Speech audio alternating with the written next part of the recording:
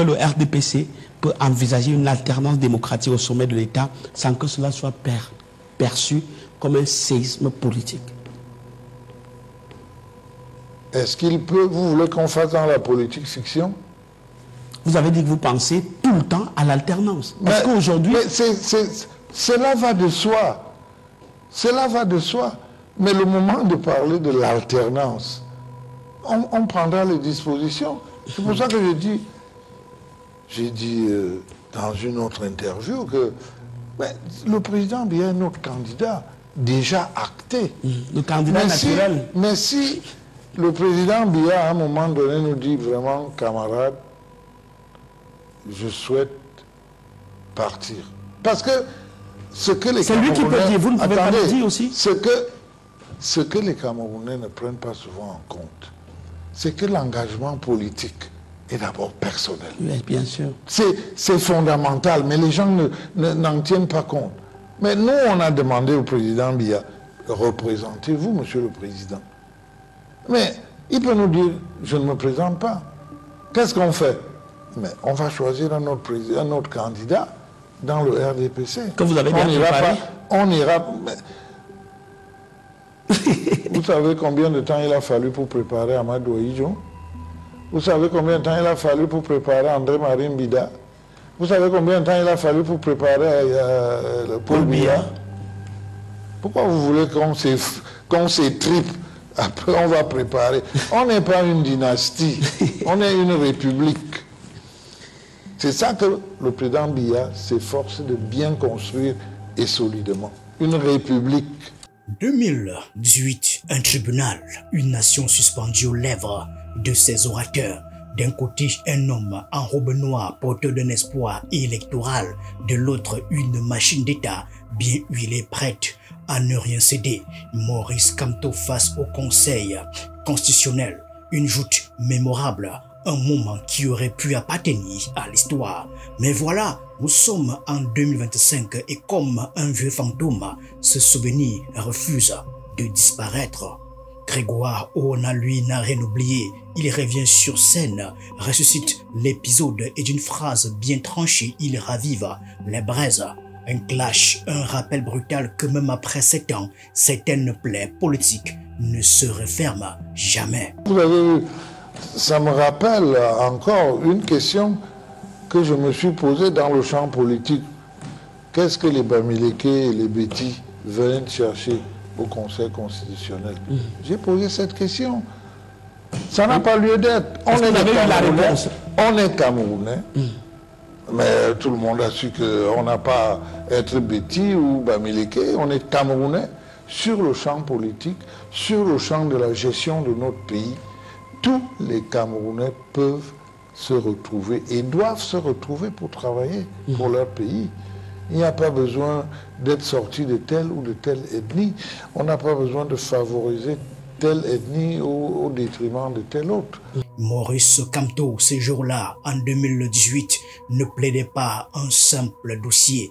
Il jetait un défi droit dans ses bottes. Il lançait à la face du pouvoir. S'il y a un concours pour devenir boulot, je le fais. Un coup de théâtre, une bravade, un moment qui aurait pu être oublié, mais qui, 7 ans plus tard, hante encore les coulisses du RDPC. Grégoire Oona, pourtant rompu à l'exercice du silence stratégique, choisit aujourd'hui de réactiver cette scène. Pourquoi? Pourquoi exhumer cette phrase comme un talisman ou une malédiction? Parce que derrière l'anecdote se cache une vérité plus grande. Le spectre de 2025 plane toujours sur la présidentielle de 2025. Kamto est toujours là. L'opposition aussi et la peur du changement, elle n'a jamais quitté les arcanes du pouvoir. Nous militons pour le respect des libertés publiques. Je vous ai dit tout à l'heure que c'est la chose qui a été le déclencheur pour moi de m'impliquer dans la politique.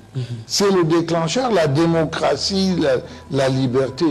Si on m'enlève la parole, mais je perds toute ma dignité, je ne peux même plus dire ce que je veux. Non.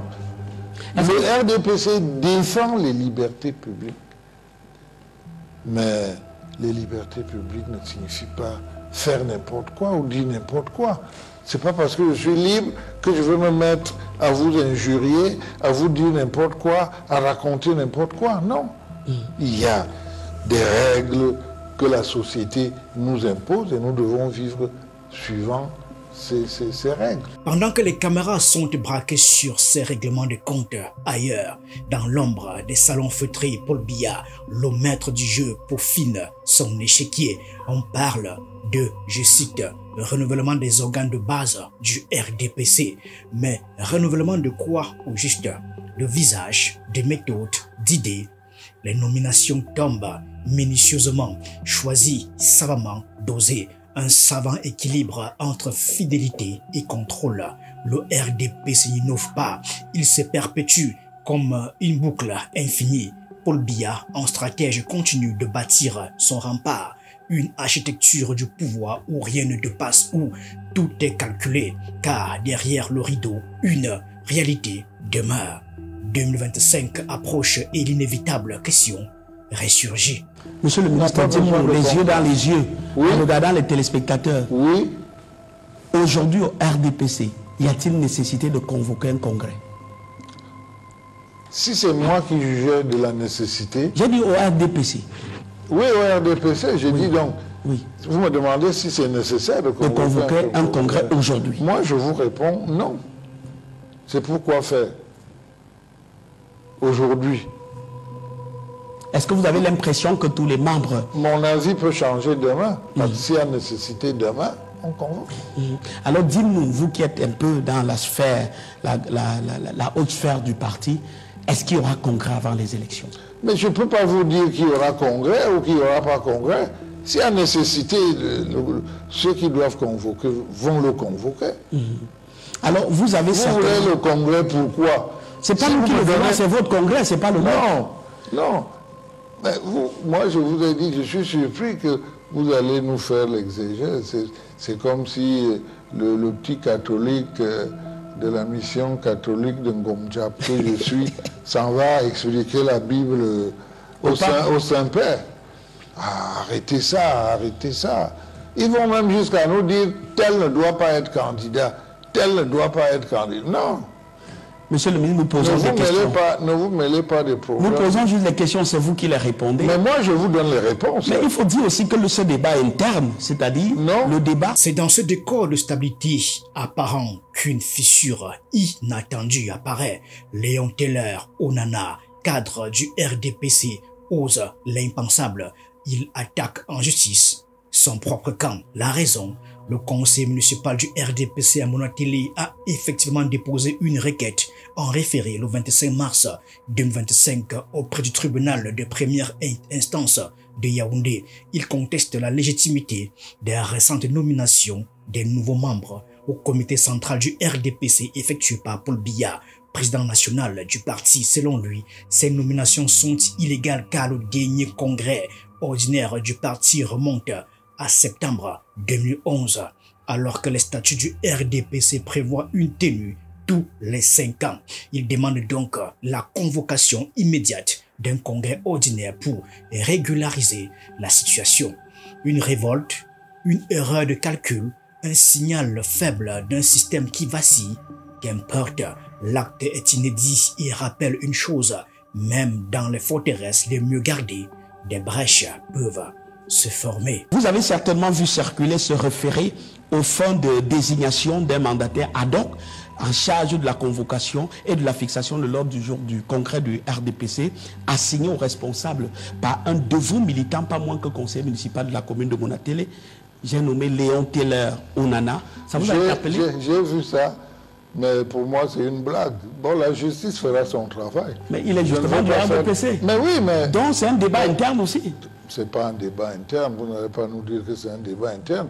C'est une manifestation de la vitalité qui est à l'intérieur de notre parti. Il y en a qui se perdent quelquefois. Moi, je crois que celui-là, il fait partie de ceux qui se perdent. Est-ce que vous, qui êtes en amont, est-ce que vous ne pensez pas que cela traduirait l'état d'esprit de certains de vos militants ou camarades exaspérés qui, malheureusement, n'ont pas la parole ou du moins... Mais forcément, mais c'est une mini-minorité. Oui. cette minorité ne vous intéresse pas, monsieur le ministre? Vous occupez... Qu'est-ce que vous mettez derrière le mot intérêt? Le RDPC s'intéresse à tous les Camerounais, que ce soit ceux qui sont militants ou que ceux qui ne sont pas militants. Mais quand quelqu'un émet une thèse qui n'est pas bonne, on lui donne l'antithèse. Et si peut-être il est prêt à la discussion, on peut avancer vers la thèse, vers la synthèse. Et nous voilà face au dilemme. Paul Biya reste le maître du jeu. Le meilleur choix, disent certains. L'inévitable choix, corrige d'autres. Dans les couloirs du pouvoir, peu osent poser la vraie question. Et si le Cameroun était prêt pour autre chose? Nous sommes en 2025 et la question demeure brûlante, inconfortable. La scène politique, elle, n'a pas changé. Le pouvoir se transmet par la cooptation. Les nominations s'effondrent en cercle fermé et le RDPC, ce vieux navire d'État, poursuit son voyage sans jamais ouvrir ses cales au vent du renouveau. Mais jusqu'à quand? Jusqu'où peut tenir une structure figée où l'on promet plus la loyauté que la compétence? 92 ans et Paul Biya est toujours le capitaine du vaisseau. Le peuple, lui, regarde l'horizon, attendant un changement qui tarde, un vent nouveau qui ne vient pas. Est-ce que Paul Biya est le meilleur candidat pour le RDPC? Aujourd'hui, oui. C'est sans embâche, je vous dis oui, c'est le meilleur candidat. Pourquoi? D'abord, parce qu'il a réussi ses précédents mandats. Il les a réussis. Parce que d'abord, c'est un sage qui a franchi, on n'a pas eu le temps de parler de beaucoup de choses, il a franchi des périodes difficiles. Vous avez vu comment il a géré le terrorisme, comment il a géré la crise du Nozo, comment il a géré un certain nombre de crises, dont la crise économique. Comment le Cameroun a traversé la dévaluation, comment le Cameroun a traversé bien d'autres crises. Et quand bien même les jeunes sont descendus dans la rue à Douala, les villes mortes, oui, les villes mortes ensuite en 2008. Vous avez vu comment il a géré ça. On a voulu lui imposer la conférence nationale souveraine. Il y avait une constitution, il y avait une administration, il y avait un État qui était debout. Il a choisi la voie du dialogue, c'était la tripartite. Il a choisi la voie des institutions. Donc je crois que les périodes ont été difficiles, elles ont été nombreuses. Le Cameroun est resté debout. Et il est debout. Alors, est-ce que le RDPC... Cela justifie largement qu'on le plébiscite encore. L'histoire a un étrange sens de l'ironie. Elle aime répéter ses leçons jusqu'à ce qu'elles soient comprises. Aujourd'hui, un cadre du RDPC ose contester les nominations imposées d'en haut. Demain, d'autres suivront, car même les murailles les plus solides s'effritent avec le temps. 2025 ne sera peut-être pas l'année du basculement, mais elle pourrait être celle où les fissures deviennent visibles. Et lorsqu'un mur commence à se lézarder, ce n'est plus qu'une question de temps avant qu'il ne s'effondre.